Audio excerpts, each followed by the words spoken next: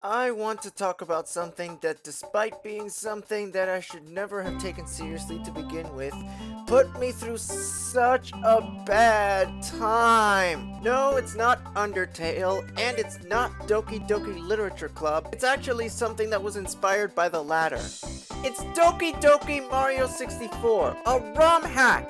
This ROM hack was made and released by Kaze Emanuar back in 2018. It was based on Doki Doki Literature Club, a horror game disguised as a love simulator. Kaze released a trailer for this game years ago, but that trailer is not really on YouTube anymore. I can't really find it anymore. Oh yeah, it's only fair to warn you that this game is not for the faint of heart, and I'm going to be talking about it a lot and mentioning some things about it, so you've been warned. As a matter of fact, even the trailer for the game warns us that it's not for everybody. I am, of course, talking about the same trailer that I watched around the time it first came out. It's worth mentioning that I had not even heard of Doki Doki Literature Club at the time, but that didn't matter. During the time I watched the trailer for this ROM hack, in these 3 minutes, my psyche was unraveled by the idea, the very notion of picking up what are supposed to be this game's equivalent of anime schoolgirls.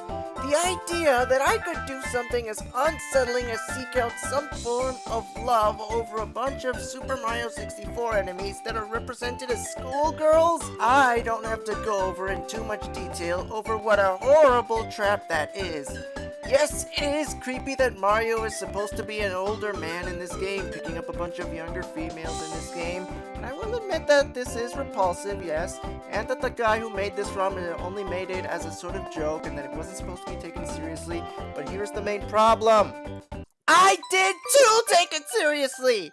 I let myself get emotionally turned over by this concept. I don't know how to explain it. Of course love is a complicated emotion. Of course playing with love is similar to playing with fire. You will get burned. And boy, did I get horribly burned. Did I get emotionally wounded so badly when I watched this trailer. I lost the courage and willpower to tell myself that it's just a ROM hack. It's not real. It's nothing serious. Even though the trailer was joking when it talked about picking up girls and about love and stuff, by the end of the trailer, I had started to spiral into an emotional mess. I began to become clinically depressed.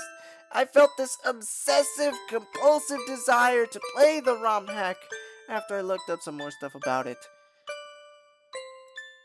The following day, I had gone too far into the game and I learned some very unsettling things about the game that didn't help. Was the game's ending spoiled for me? I didn't care about that. I went ahead and played the game. And as it turns out, the object of the game is to get all 12 of the game's girls to marry you.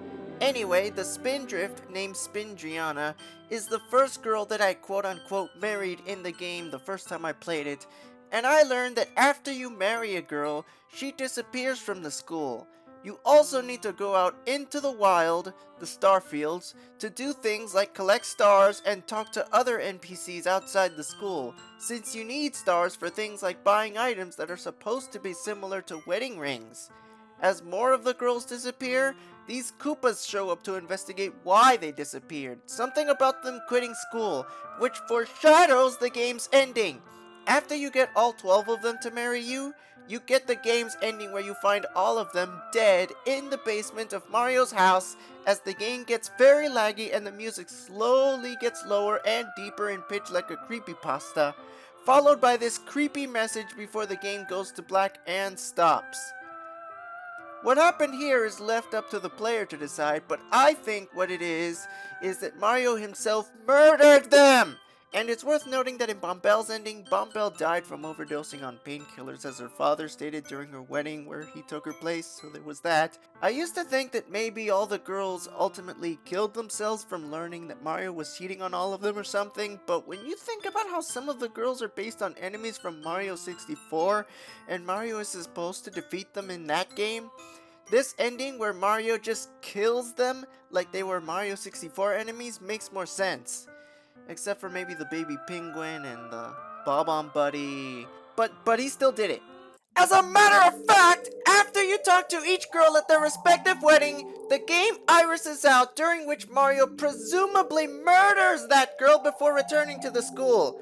This isn't truly implied until revealed at the end of the game, though, and of course they have to make it into a whole murder scene instead of the enemies just disappearing after the kills to really sell the horror aspect that Doki Doki Literature Club has! I began to slip into a depressive state right when I saw the trailer for the ROM hack, before I found out about the game's ending, but obviously the game's ending didn't help at all.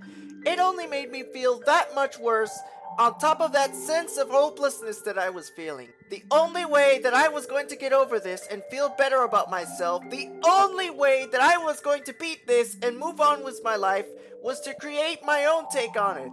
I wanted to make my own video with this game and tell my own story with it, so I did. I even went as far as to spill my guts all over it and try to express how I was feeling at the time. Let's go into it. Doki Doki Mario 64 Bloopers Girl Hell. In this video, Mario and his friends visit this school full of the same characters from the ROM hack. I made this video because I wanted to tell my own story with this ROM hack. Like many things, I wanted to take this thing and really run away with it. Not just tell my own story, but to express the way I was currently feeling at the time. I wanted everyone to know how I really felt, in addition to wanting to do this game some justice. To think I went through all this, not over Doki Doki Literature Club itself, but a mere ROM hack based on it. That's how serious this was for me. Speaking of Doki Doki Literature Club, I never actually found out about the game until after I got over my depression. But looking into it and learning about it, I figured it all out. As a matter of fact, after I made Girl Hell, for Valentine's Day of 2019, I wanted to follow this up with a sequel called Girl Heaven. But I ran out of time that year and ended up with a smaller video called Girl Hangout that's only 4 minutes long. But the following year, I followed through and managed to create Girl Heaven.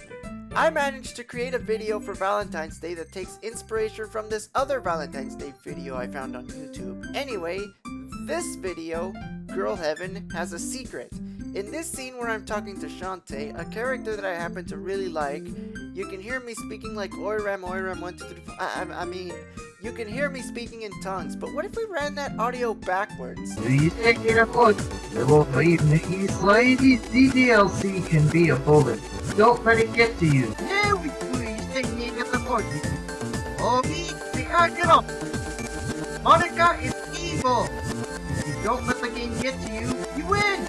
If I were you, I would take that advice. Going back to Girl Hell, the first part of the video is really just the characters talking to the girls, and it's played out as honestly as possible, but it does tend to stray into uncomfortable territory like the original game. And my reason for including a character as unlikely as Love Bee from Super Paper Mario is because honestly I love this character to bits. As annoying and bratty as she can be, I really took to her when I played Super Paper Mario, and I just loved the story behind her. From what I can remember, this is also the first time I used Shy Gal in my videos. And I will admit that in this video and other videos, I have portrayed her provocatively. But lately I've been making more of an effort to do the character justice and portray her in a more honest light. Not like a strong, overpowered Mary Sue that nobody wants to see, but more like a flawed protagonist that everyone can relate to.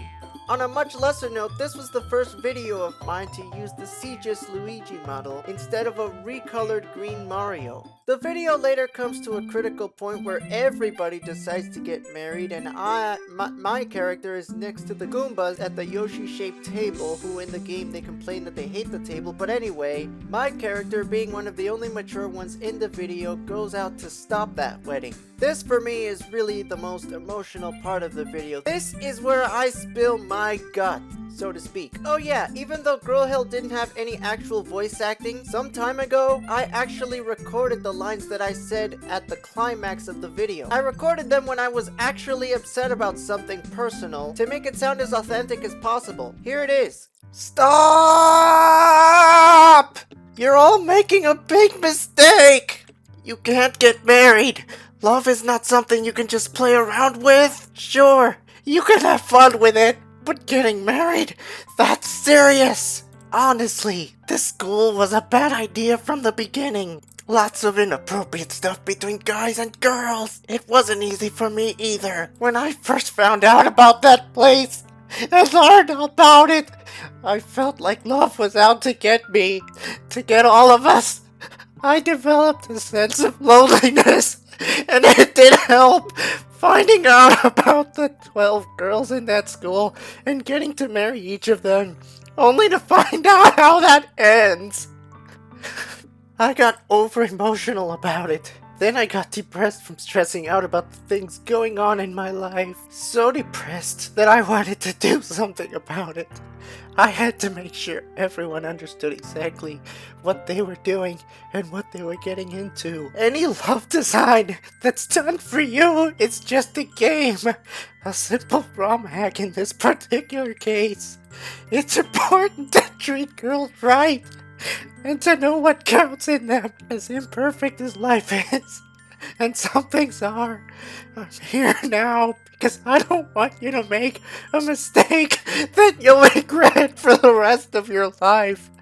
I don't want you to end up in a really bad place, especially in a bloody basement.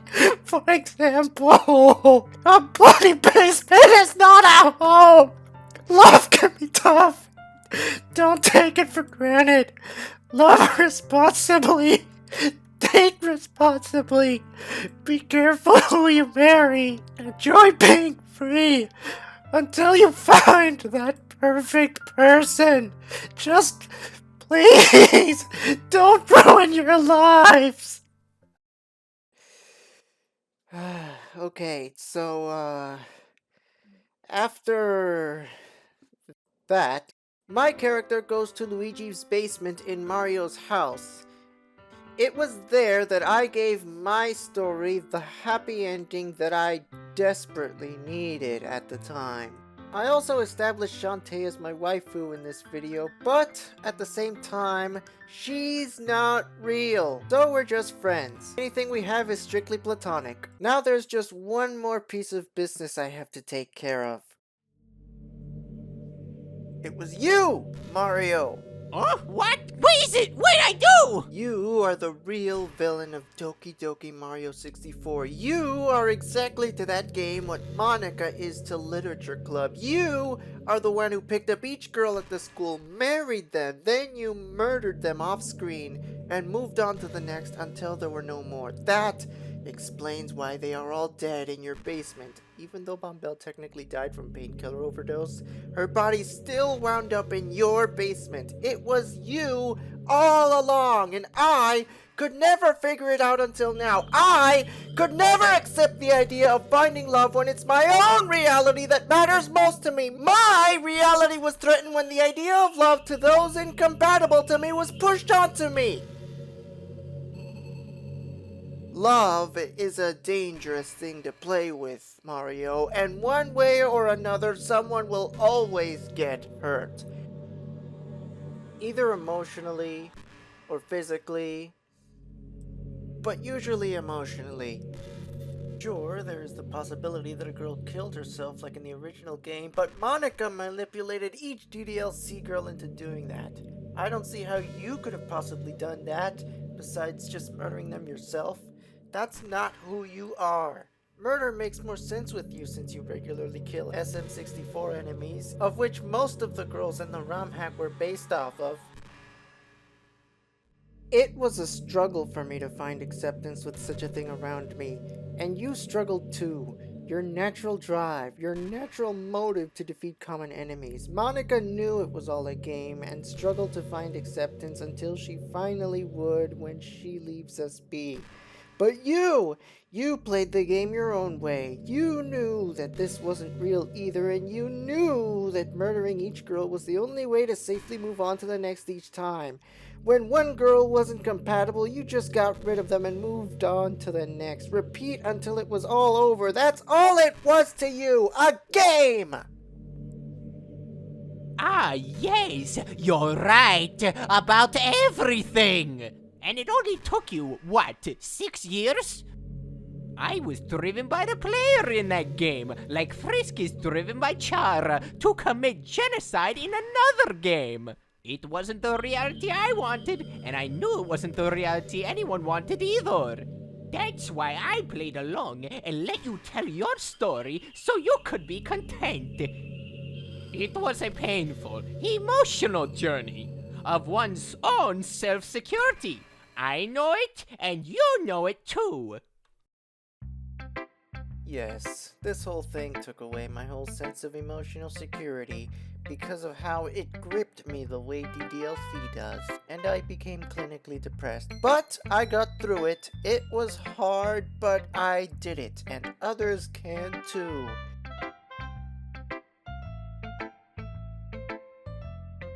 Yes, it's time to move on.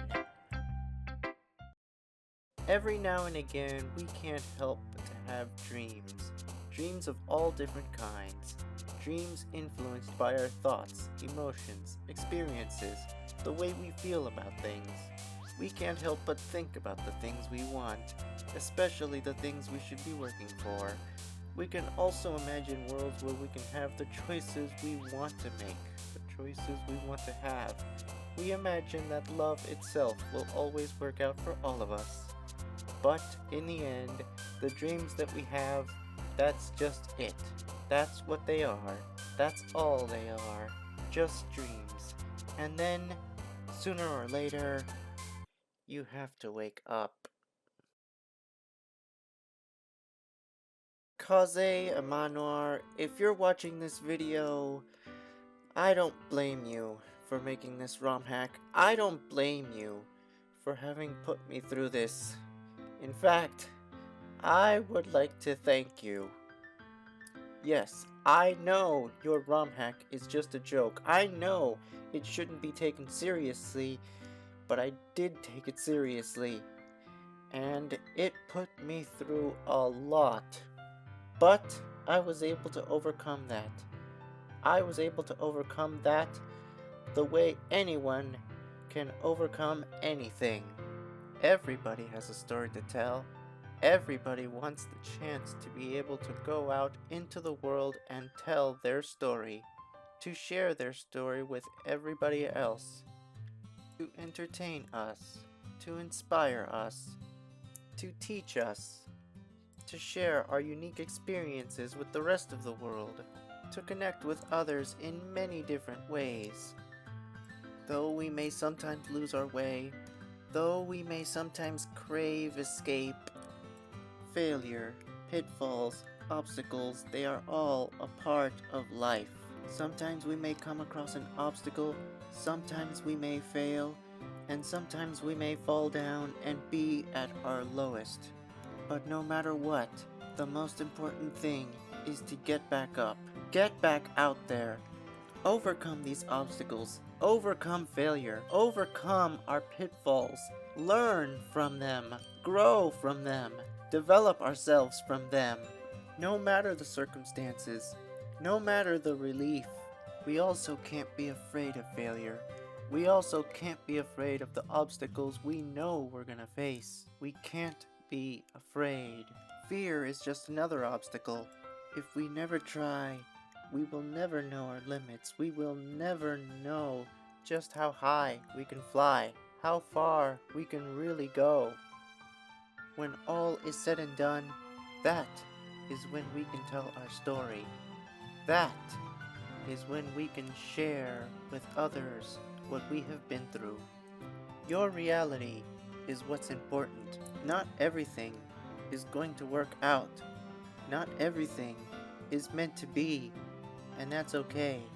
Your reality is what's important to you and to those that matter. Love hurts. Every time we play with it, we run the risk of getting hurt. But don't give up. Accept your own flaws and strengths.